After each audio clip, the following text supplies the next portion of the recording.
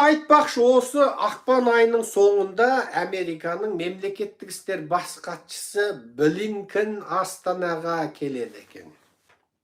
Блинкен неге келе жатыр Астанаға?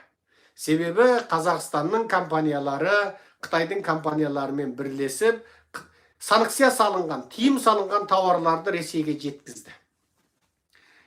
Бұдан бұрын түріктің компанияларына санкция салынды.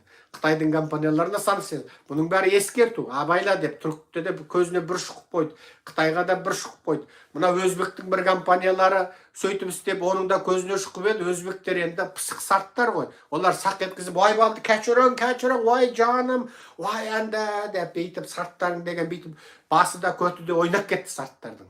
Енді біздің мына Сұмырай Тоқай, ол адал құл ғой, ол ана сарт сияқты пысық емес. Ол енді ана Путин өлдесе өледі жаңағы. 100 рет өлдесе 100 рет өліп шығады.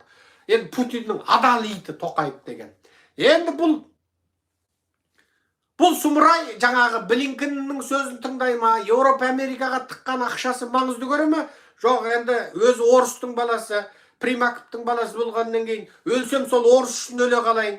Жаңағы тірі болсам орыстың иті, өлсем орыстың аруағы болайын деп, бұл Тоқаев жынды тәуекелге бел буа ма? Енді бұл Блинкенге көзіне шұқып тұрып, иттің ғана баласы, сенің жаңа 77 екеніңді танытып жіберейін ба? Сен мына орысқа көмектеспе деп көзіне шұқу үшін келе жатыр. Анығында солай. Анығында Блинкен Тоқаевтың көзіне, ауашада көзіне саусағын былай тығып алайын деп келе жатыр.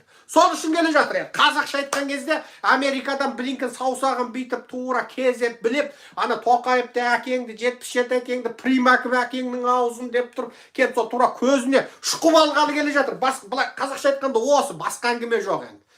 Енді ол енді бірдеңе дипломатия, сыртқы істер министрлігі, Ақкөк, екі елдің қарым-қатынасы, оның бәрі оттаған сөз. Анығында Блинкен сол саусағын безеп, тура өстіп, тура тығып алайын деп келе жатыр. Болды осы, қазақша түсінгенде сол.